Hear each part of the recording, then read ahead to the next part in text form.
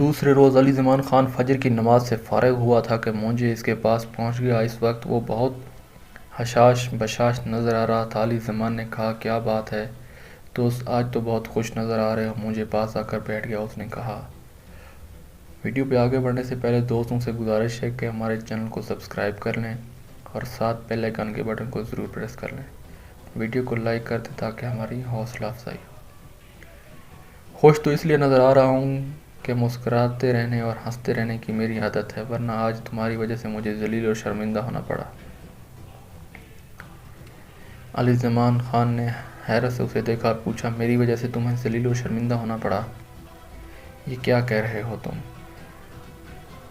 ہاں میرے دوست، میں غلط نہیں کہتا، صرف ذلیل و شرمندہ ہی نہیں ہونا پڑا بلکہ بھرے دربار میں رسوا بھی ہونا پڑا۔ مجھے اس وقت جھوٹ بول رہا تھا۔ لیکن کیوں؟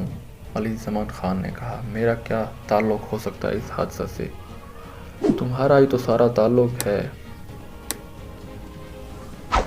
یہ کہہ کر مجھے کھلکھلا کر ہنس پڑا۔ علی زمان خان کو یہ بے موقع ہنسی پسند نہ آئی۔ اس نے ذرا جڑتے ہوئے کہا، بے جاملو، گویا یہ سب میرا کیا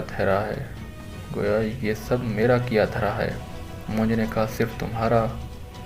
کہوں تو تفصیل پیش کر دوں؟ ہاں بتاؤ، میں سننا چاہتا ہوں۔ مہاراجہ سیواجی صبح صبح ٹہلنے کے عادی ہیں، میں بھی ساتھ ہو لیتا۔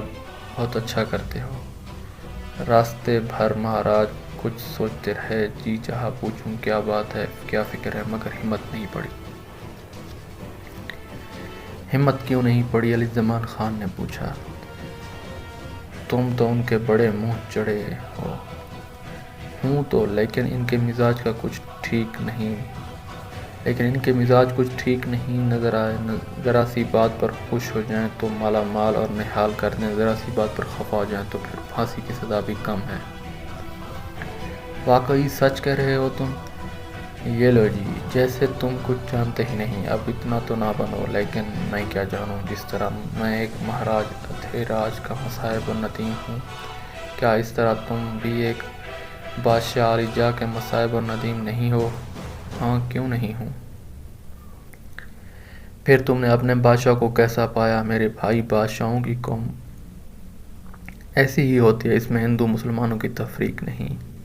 علی زمان خان ہنسنے لگا۔ اس نے کہا، کہتے تو ٹھیک ہو، واقعی ہمارے بادشاہ سلامت کا یہی حال ہے، پھانسی کے ملزم کو وزیر بنا دیں اور وزیر کو پھانسی کے تختہ پر چڑھا دیں، پھر خود ہی سمجھ لو۔ وہ تو سمجھ لیا، لیکن بات کیا ہوئی یہ بھی تو معلوم ہونا چاہیے میرے بھائی۔ بات بہت معمولی تھی۔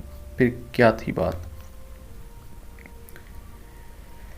سیر سپاٹے کے بعد مہاراج دربار خاص کرتے ہیں۔ اس موقع پر دوسری ریاستوں کے سفیر اور نمائندے بھی حاضر ہوتے ہیں، امراء دربار بھی اور فوج کے افسران اور سالار بھی۔ ہاں ٹھیک ہے، ہمارے بادشاہ سلامت کا بھی یہی معمول ہے۔ خیر تو پھر کیا ہوا؟ مہاراج نے دربار خاص میں قدم رنجہ فرمایا، تیور چڑھی ہوئی تھی، سب دم بخود بیٹھے تھے، کسی میں جرانہ نہ تھا کہ پوچھے کیا بات ہے۔ تم ہی پوچھ لیتے، یہی تو حماقت ہوئی۔ میں نے پوچھا، آج مہاراج کچھ افسردہ دلگیر سے نظر آ رہے ہیں، بس یہ پوچھنا تھا کہ غضب ہو گیا، قیامت آ گئی، کیا ہوا پھر؟ علی زمان خان نے فکری انداز میں کہا۔ مہاراجہ نے پوچھا، بیجاپور حیدرآباد کا سفیر کہاں ہے؟ میں نے عرض کیا، شاہی مہمان خانے میں مقیم ہے۔ پھر پوچھا، ہماری خدمت میں کیوں نہیں پیش کیا گیا اب تک؟ میں نے عرض کیا، اس سے پہلے دوسرے ریاستوں کے سفیر آئے ہوئے تھے، دربار کا قاعدہ یہ ہے کہ جو جس ترتیب سے آتا ہے اسی ترتیب سے پیش کیا جاتا ہے، ابھی اس کی باری نہیں آئی۔ مہاراجہ نے خونخوار نظروں سے میری طرف دیکھا اور پوچھا، کب آئے گی اس کی باری؟ میں نے بس عرض کیا، ابھی 10-15 روز لگیں گے، کیونکہ مہاراجہ قطع کلام کرتے ہوئے فرمایا، کیوں؟ ابھی دوسرے نمائندے اور سفیر جو پہلے سے آئے ہوئے تھے ہماری خدمت میں پیش کیے جائیں گے، جب ان کی باریوں کا سلسلہ ختم ہو جائے تب بیجاپور حیدرآباد کے سفیر کی باری آئے گی۔ میں نے بے ساختہ عرض کیا، جی ہاں، میرا یہی کہنا تھا کہ قیامت آگے۔ مہاراجہ کا جلال دفعتاً عروج پر گیا۔ کیوں؟ اس غصہ میں کیا بات تھی؟ وہی تو نکل آئی، کیا ہوا آخر؟ مہاراجہ نے پیکر آتش بن کر فرمایا، نمک حرام بدماش غدار۔ یہ سن کر میرا تن بدن لرزنے لگا۔ میں نے سمجھ لیا اب گردن سلامت نہیں رہ سکتی۔ کچھ اور تو نہ کر سکا، بے تحاشا مہاراجا کے قدموں پر گر پڑا، لیکن انہوں نے ایک ٹھوکر لگا دی میرے سر پر۔ اتنے خفا تھے؟ علی زمان خان نے پوچھا۔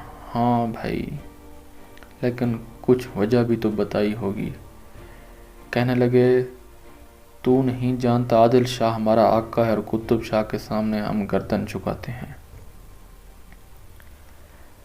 ہمارا سارا دبدبہ، یہ ساری قوت، یہ سارا جاہ و حشم، رہن منت اسی دربار کا ہے۔ یہ کہہ کر مہاراجا ذرا کے ذرا پھر فرمایا، بیجاپور کا سفیر، اسے انتظار میں رکھا جائے۔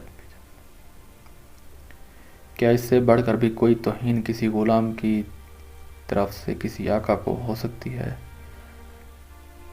تو نے فوراً ہی اسے ہمارے سامنے کیوں نہیں پیش کیا؟